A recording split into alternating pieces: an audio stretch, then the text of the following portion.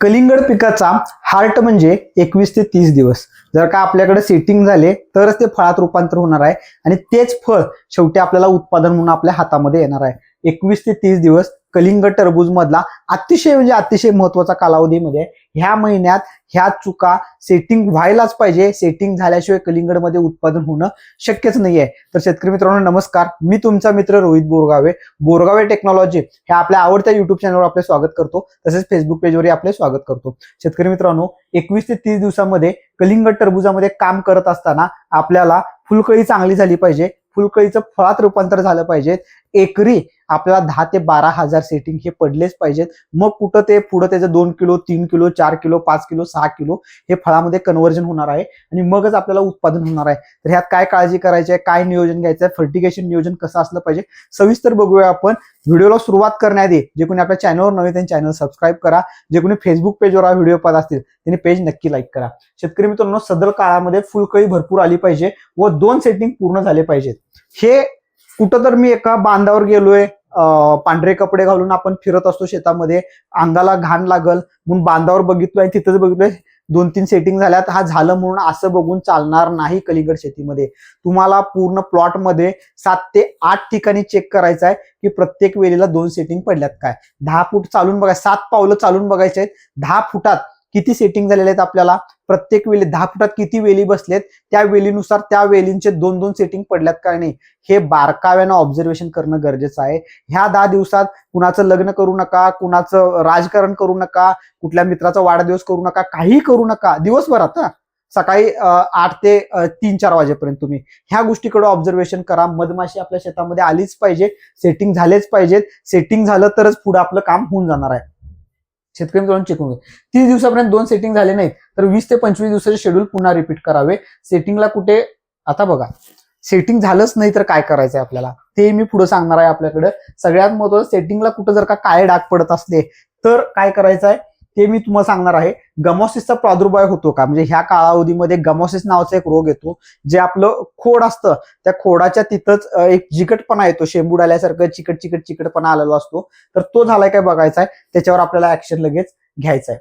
शेतकरी मित्रांनो आता हे वेळापत्रक आणि बाकीच्या महत्वाच्या गोष्टी सांगण्याआधी मी एक गोष्ट तुम्हाला सांगू इच्छितो. 2008 पासून कलिंगड टरबूजमध्ये आपण काम करतोय. हे काम आपण व्हिडिओ असू दे, मीटिंग्स असू देत, सगळ्या ठिकाणी आपण काम प्रचार प्रसार केलेला आहे.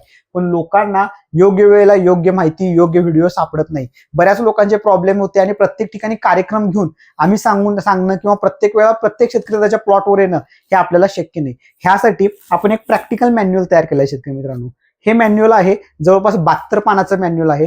ह्यामध्ये डे 1 पासून डे एंड पर्यंत तुमचं रोगराई असू दे, खतं काय सोडायचे असू देत, फवारणी काय करायचं असू दे, कधी लावायचं आहे, रोप लावायचं काय, बिया लावायचं, व्यापाऱ्यांचे नियम काय आहेत, मार्केट कुठं आहे, कधी लावायचं आहे, कसं लावायचं आहे, व्हायरस रोग काय येतात हे सगळं इन डिटेल पिक्चर असू देत, त्याचे रोगाचे पिक्चर असू देत, समस्या असू देत किंवा काय करायचं आहे हे वाचायला येण्यासारख्या फॉन्टमध्ये तयार केलेलं आहे. आणि हे मॅन्युअल शेतकरी मित्रांनो फक्त 300 रुपयाला तुम्हाला तुमच्या घरपोच देत आहे. आपल्याला हे प्रिंटिंगला जवळपास 150 रुपये खर्च आला, तर आपल्याला स्पीड पोस्टला बऱ्यापैकी 100 रुपये खर्च येतं. 250 रुपये तर ह्याचीच कॉस्टिंग आहे. 50 रुपये आपण आपल्या इतर कंपनीच्या कामासाठी थोडंफार ठेवून घेतलेले आहेत. प्रॉफिट बिझनेस करण्याचा उद्देश नाही आहे. फक्त आम्ही जे काही अभ्यास केलेला आहे, आमच्याकडे जे काही नॉलेज आहे हे फक्त नॉलेज तुमच्यापर्यंत पोहोचवायचा प्रयत्न करतो. ज्यांना पाहिजे त्यांनी घ्या. अदरवाईज आपण व्हिडिओच्या माध्यमातून सगळे माहिती आपण व्हिडिओच्या माध्यमातून पण देतच असतो. पण एक तुमच्याकडे असलं तर याचा 100% फायदा होणार आहे. हा जर का लागत असला तर आमच्या ऑफिसचा नंबर आहे 84 21 981 181. सकाळी 9 ते 6 ह्या वेळेत कॉल केला, तुम्ही गुगल पे 300 रुपये केला तर हे प्रॅक्टिकल मॅन्युअल तुम्हाला तुमच्या घरपोच मिळणार आहे. तर शेतकरी मित्रांनो आता आपण मेन मुद्द्याकडे येऊया. खताच्या वेळापत्रकामध्ये आता मी तुम्हाला मगाशी समजावून सांगितलं शेतकरी मित्रांनो की ह्या वेळेमध्ये जी काही फुलकळी येणार आहे, म्हणजे आपण 8 ते 20 दिवसामध्ये बघितलो की फुलकळी येण्यासाठी आपण फर्टिगेशन हार्मोन्स वगैरे त्याचा अटॅक केला होता. आता जी काही फुलकळी आल्या त्या फुलकळीला सेटिंग स्वरूपात रूपांतर आपलं करणं गरजेचं आहे. इथं खताचा डोस घेतलेला आहे आपण, फवारणीचा डोस आपण त्या जुन्या ह्याच्यामध्ये एकच फवारणी बघितलेली आहे आपण, ती पण फुलकळीची. इथं फवारणी शक्यतो आपल्याला टाळायची आहे, कारण का मधमाशी आली पाहिजे आपल्या शेतामध्ये आणि ती एक मधमाशी आपल्या 2 जे काही फुलकळी आहेत मेल आणि फिमेल ह्यामध्ये कमीत कमी 5 ते 6 वेळेला इंटरॅक्शन केली तर आपल्याकडे सेटिंग मिळणार आहे. तर त्या हिशोबाने आपण आता फर्टिगेशन इथं दिलेलं आहे आणि प्रोटेक्शन केलेलं आहे आपण. स्क्रीनशॉट घेऊ शकता तुम्ही.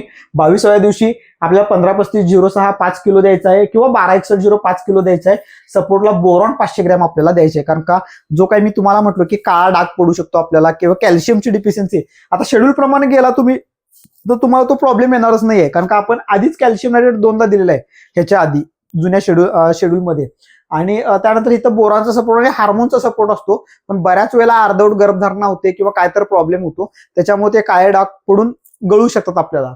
तर तसं होणार नाही शेड्यूल प्रमाणे गेला तर तुम्ही.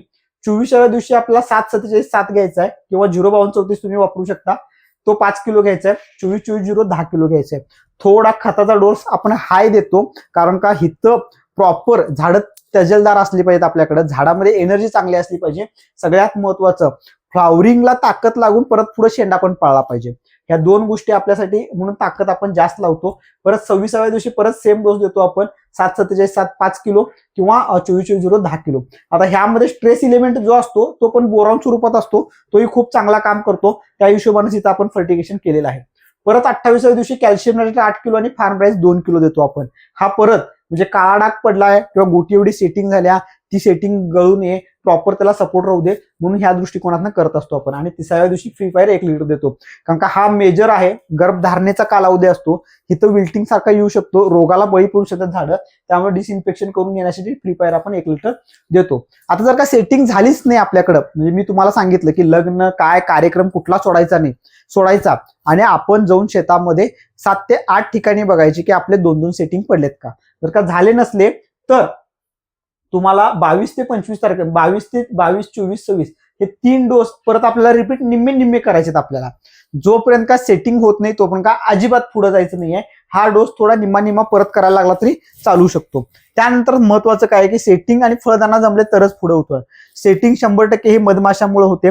बऱ्यापैकी नर फुल असा असतो, मादी फुल असा असते आणि परागीभवन हे मधमाशीच्या माध्यमातून होतं. मी मगाशी म्हटलो तसं त्या एका मधमाशीला मेल फ्लॉवर ते फिमेल फ्लॉवर हे फिमेल फ्लॉवर, इथं फिमेल आहे आणि इथं मेल आहे, ह्याचं कमीत कमी 6 वेळेला इंटरॅक्शन व्हायला पाहिजे. मधमाशीचे पाय हे स्टिकी लेग्स असतात, ते इकडून तिकडं ज्यावेळेला मध गोळा करायला जाणार आहे त्यावेळेला त्याचं मिलन होतं चांगलं आणि त्यातनं एक गर्भधारणा चांगली तयार होते. तर ह्यासाठीच आपण जो काही फर्टिगेशन डोस आहे किंवा जे काही हार्मोनचा साथ आहे हे प्रॅक्टिकली अनुभवानुसार तयार केलेलं आहे. तुम्ही शेड्यूल एकदा बघा. मी कायम म्हणतोय तुम्हाला की जे काही शेड्यूल तुम्ही वापरणार आहे आधी फोटो काढायचा, 2-4 दिवसांना बघायचं की काय फरक पडलाय काय नाही बाबा, की शेड्यूल द्यायला रिझल्ट यायलाय काय नाही. ह्या प्रॅक्टिकली गोष्टीचा अनुभव घ्यायचा. शेतकरी आपला परफेक्ट असला पाहिजे, त्याचसाठी आम्ही हे पुस्तक असू दे किंवा हे व्हिडिओ असू दे, हे प्रॉपर नॉलेज द्यायचा प्रयत्न करतो. हे सोडून पण तुम्हाला काय माहिती लागली किंवा अडचण येत असली तर पूर्ण महाराष्ट्रामध्ये माझे सहकारी आहेत. तिथं सहकारी नसले तरी बॅक ऑफिस मधनं पण माझे काही सहकारी तुम्हाला अदर एरियामध्ये मदत करू शकतात. त्यासाठी आमचा ऑफिसचा नंबर आहे 8421 981 181.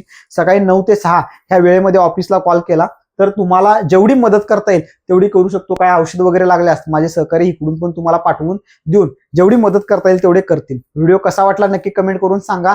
सेटिंग झालीच पाहिजे, सेटिंग झाली नाही तर आपण काहीच करू शकत नाही. याच्यावर चांगलं काम करायचं आहे. तुमच्या सगळ्यांचं प्रेम आणि सहकार्य असं असू दे, आपण असं चांगलं काम करूया. धन्यवाद शेतकरी मित्रांनो.